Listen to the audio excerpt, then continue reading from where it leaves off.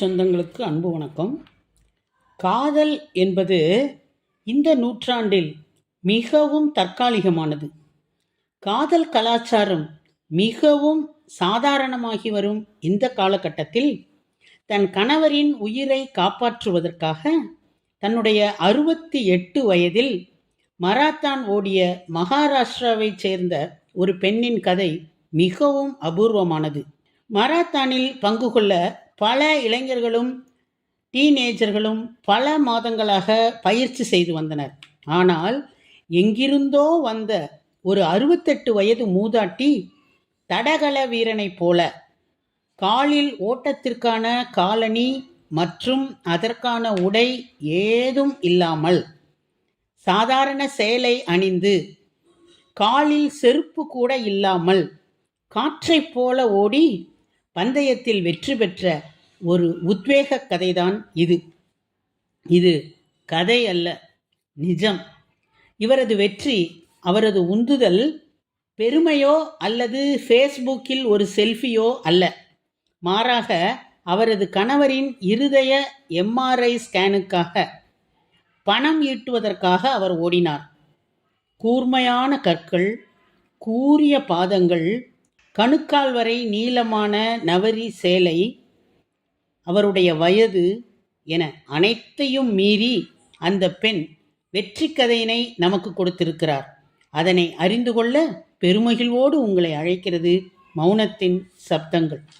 மகாராஷ்டிராவின் பாராமதி என்ற இடத்தைச் சேர்ந்த லதா என்னும் மூதாட்டி 2013ஆம் ஆண்டு தனது 68 வயதில் வெறும் காலுடன் சேலை அணிந்து தனது வாழ்க்கையின் முதல் மராத்தான் ஓட்டத்தை ஓடியபோது முதல் முறையாக அவர் தலைப்புச் செய்திகளில் இடம் பிடித்தார். அவர் தனது புகழுக்காகவோ அல்லது தன்னுடைய ஆர்வத்தை நிறைவேற்றுவதற்காகவோ ஓடவில்லை. தனது கணவரின் இருதய பிரச்சனைக்கு எம்ஆர்ஐ ஸ்கேன் செய்ய தேவையான ரூபாய் 5000 ஏற்பாடு செய்வதற்கான இறுதி முயற்சியாகத்தான் இந்த ஓட்டம் அமைந்தது. இந்த ஓட்டத்தின் போது அவர் கூர்மையான கற்களை மிதித்தார். சாலையில் தனது கால்களை சுட்டு கொண்டார். நீண்ட சேலை அவரது சுதந்திரமான ஓட்டத்தை தடுத்தது. ஆனால் அவருக்கு அதுவெல்லாம் ஒரு பொருட்டாகவே தெரியவில்லை. மூத்த குடிமக்கள் பிரிவின் கீழ் இந்த பந்தயத்தில் வெற்றி பெறுவதே அவரது ஒரே குறிக்கோளாக இருந்தது. அப்படி ஒரு உத்வேகத்துடன் கூடிய லதாவுக்கு அவள்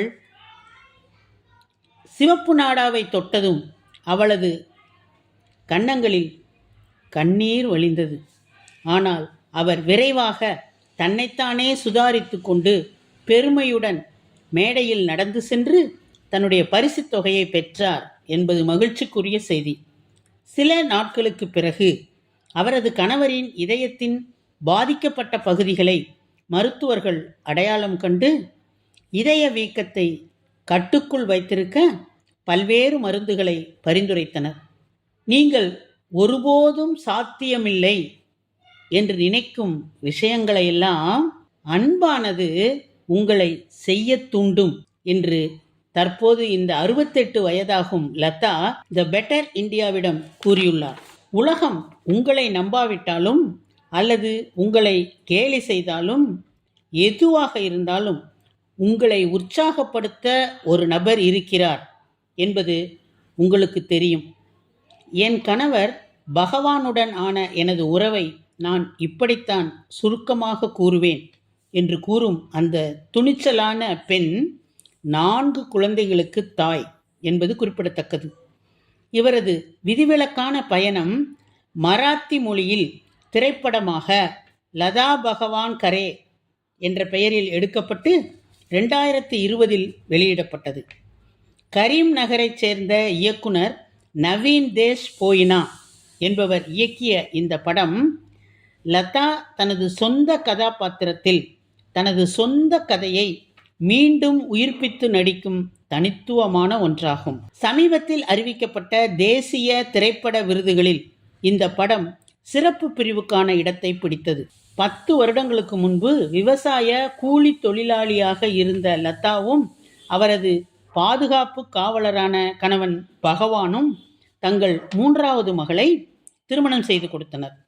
இந்த திருமணம் அவர்களின் சேமிப்பு முழுவதையும் காலி செய்துவிட்டது. அதனால் அந்த தம்பதியினர் ஓய்வு பெற முடிவு செய்தனர்.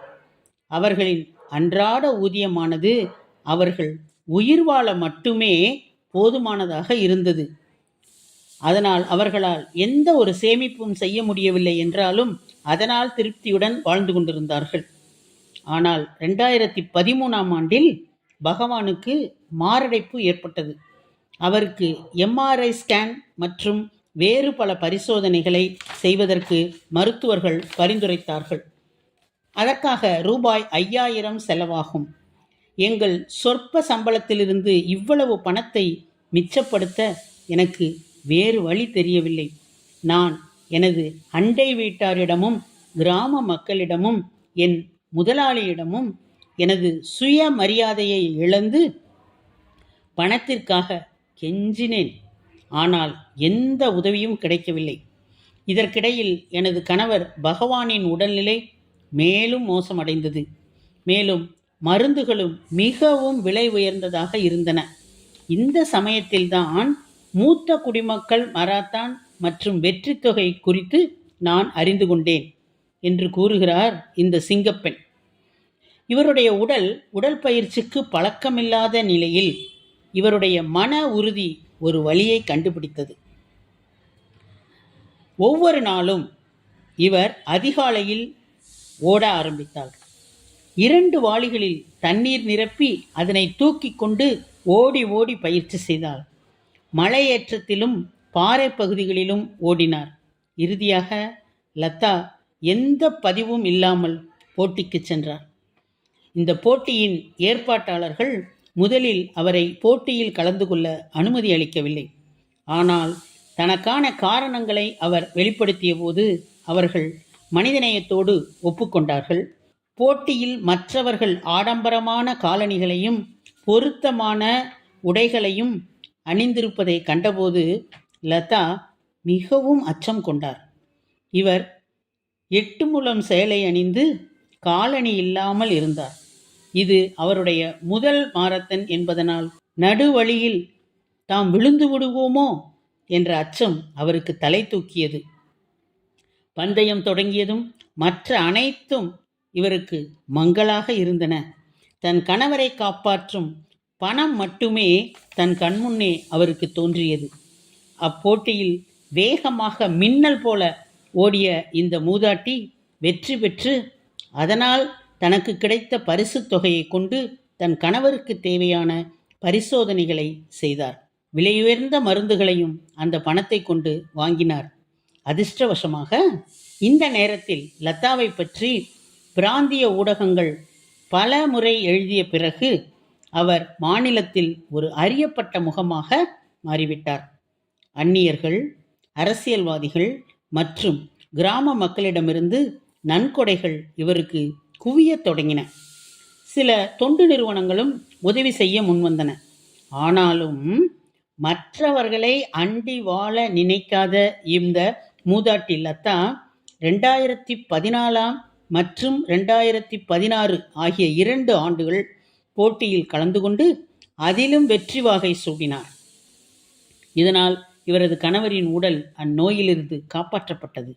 இவரது கணவர் பகவான் இதனை நினைவு கூறும்போது, என் உயிரை காப்பாற்ற பல மைல்கள் தூரம் ஓடிச் சென்ற என் மனைவியை பற்றி நான் மிகவும் பெருமைப்படுகிறேன்.